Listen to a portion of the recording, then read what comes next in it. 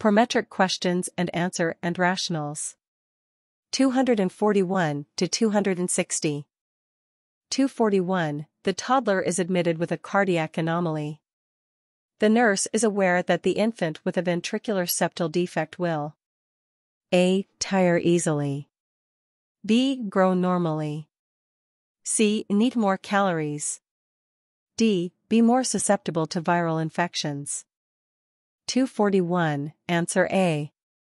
The toddler with a ventricular septal defect will tire easily. He will not grow normally, but will not need more calories.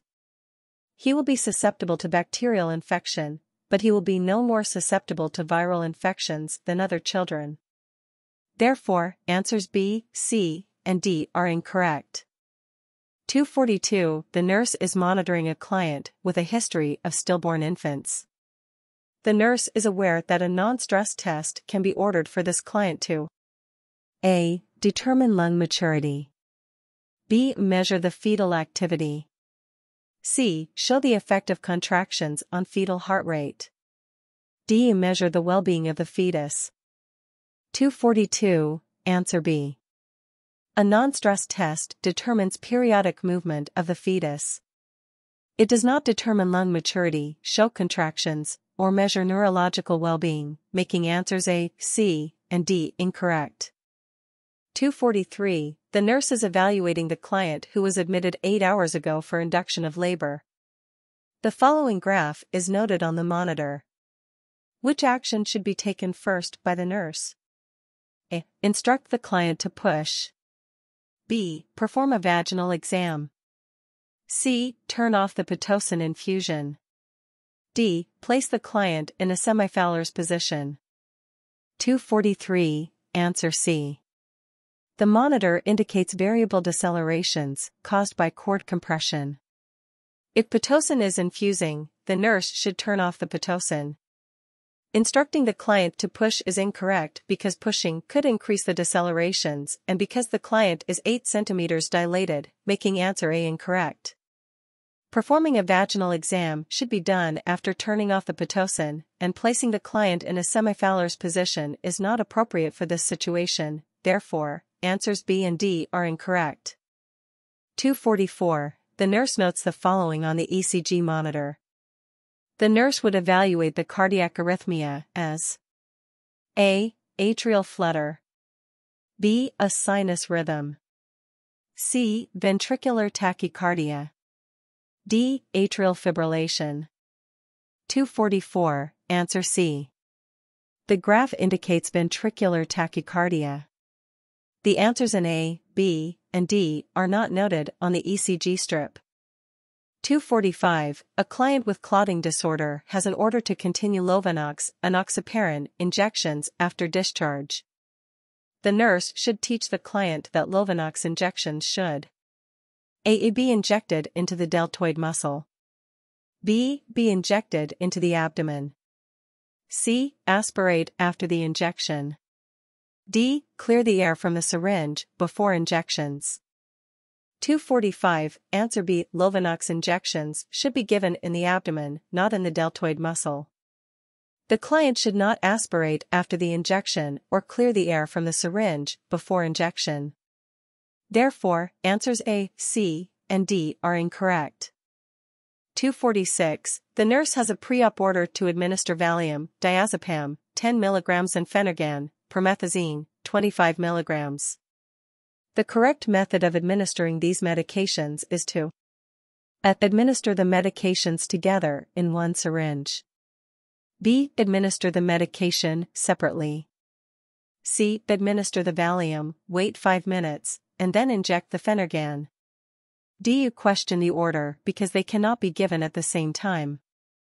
246. Answer B. Valium is not given in the same syringe with other medications, so answer A is incorrect. These medications can be given to the same client, so answer D is incorrect.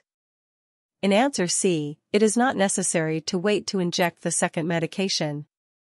Valium is an anti-anxiety medication, and Phenergan is used as an antiemetic.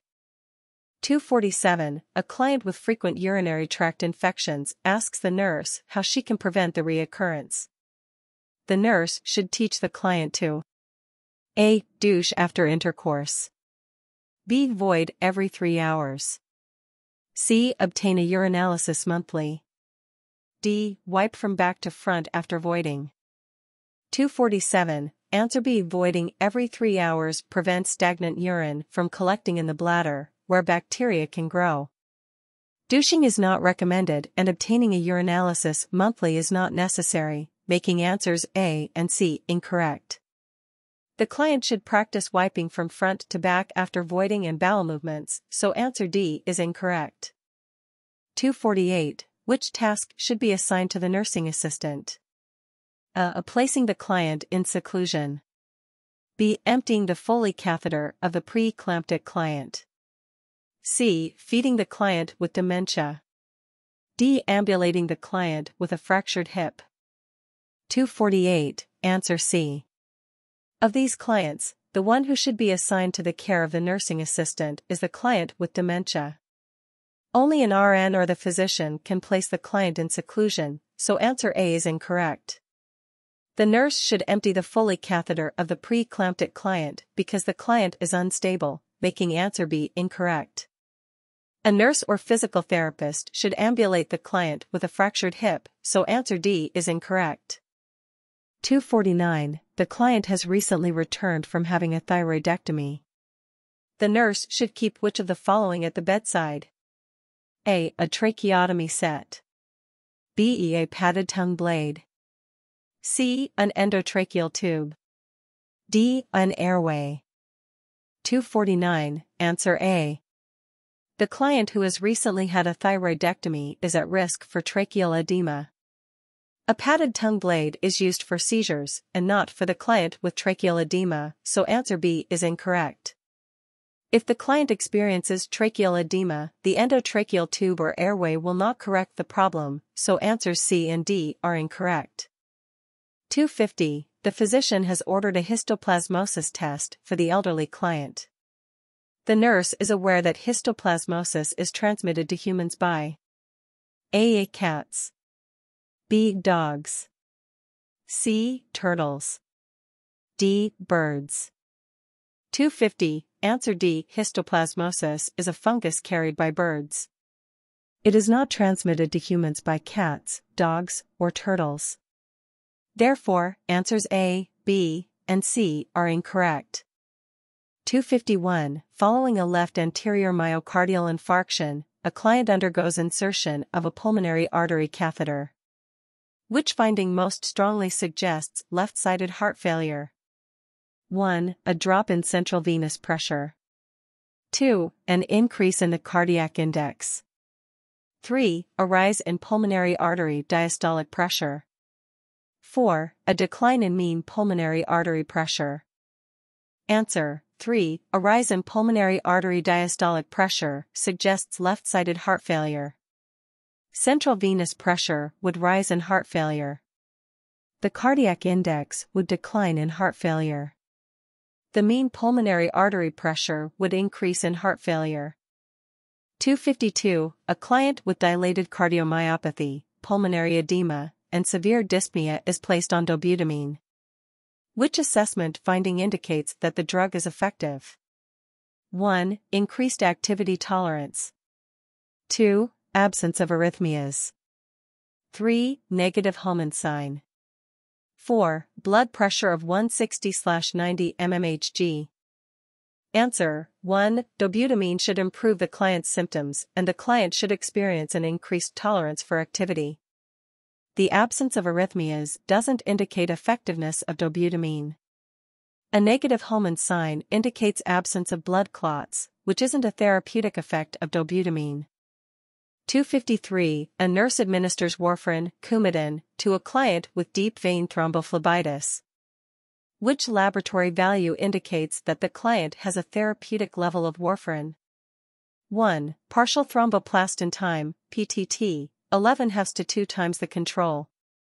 2. Prothrombin time, PT, 11/2 to 2 times the control. 3. International Normalized Ratio, INR, of 3 to 4. 4. Hematocrit, HCT, of 32%. Answer: 2. Warfarin is at a therapeutic level when the PT is 11 has to 2 times the control. Values greater than this increase the risk of bleeding and hemorrhage, lower values increase the risk of blood clot formation. Heparin, not warfarin, prolongs PTT. The INR may also be used to determine whether warfarin is at a therapeutic level. However, an INR of 2 to 3, not 3 to 4, is considered therapeutic. HCT doesn't provide information on the effectiveness of warfarin.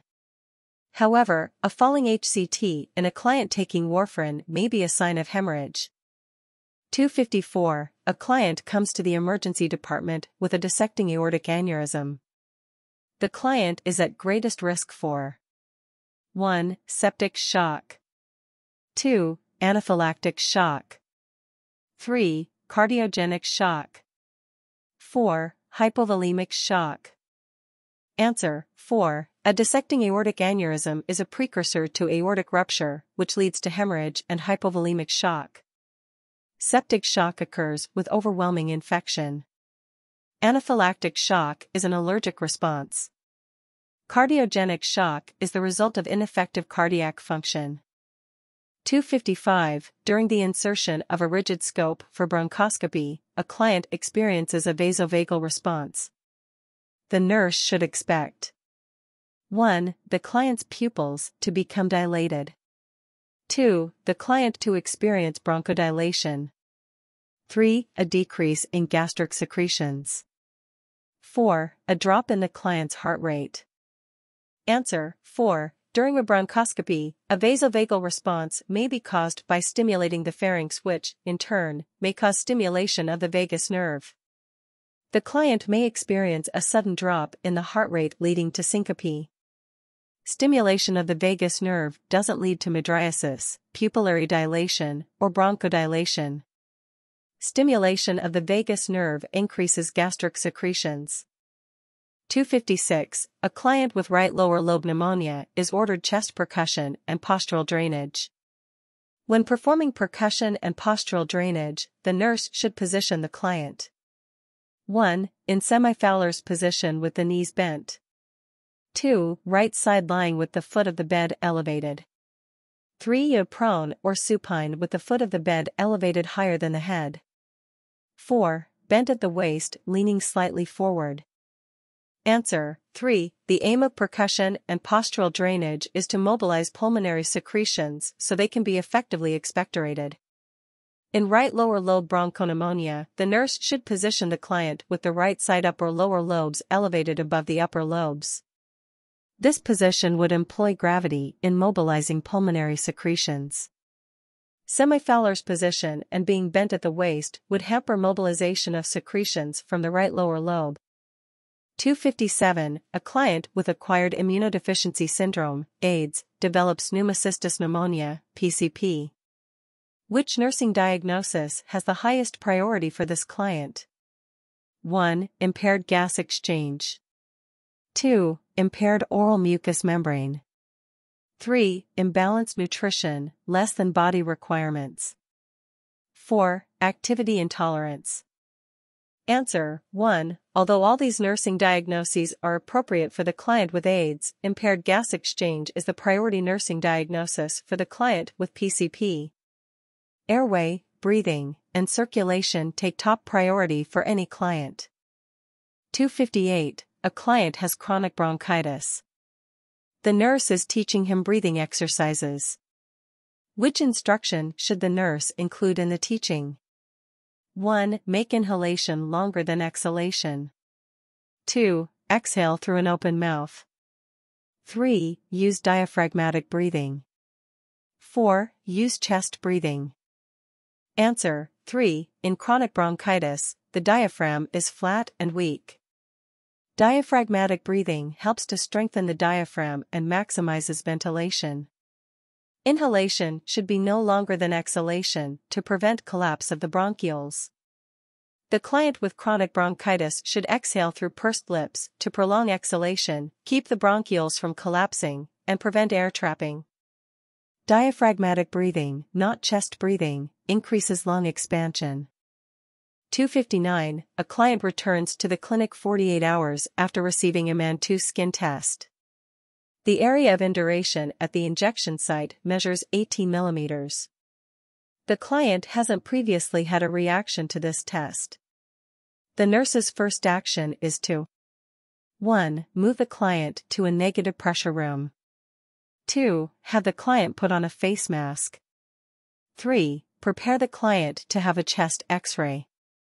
4. Draw a blood sample to check the client's complete blood count, CBC, for an elevated white blood cell count. Answer: 2. A client with an initial positive reaction to a Man-2 test is at higher risk for active tuberculosis. Before taking him to another room or for a procedure such as a chest X-ray, he should be fitted with a mask to decrease the risk of disease transmission to others. Drawing blood for a CBC isn't necessary at this time. 260. A client with acute respiratory distress syndrome, ARDS, is intubated and placed on mechanical ventilation. His partial pressure of arterial oxygen, PaO2, is 60 millimeters of mercury on 100% fraction of inspired oxygen, FiO2. To increase his PaO2 without raising the FiO2, the client will most likely be placed on 1. Time-cycled ventilation. 2. Volume-cycled ventilation. 3. Pressure support. 4. Positive end expiratory pressure, PEEP. Answer: 4. PEEP is widely used during mechanical ventilation of the client with ARDS. It improves gas exchange over the alveolar capillary membrane. Time or volume-cycled ventilation is less effective with ARDS than pressure-cycled ventilation. Pressure support is dependent on the client's inspiratory effort and not as effective as PEEP in the treatment of ARDS.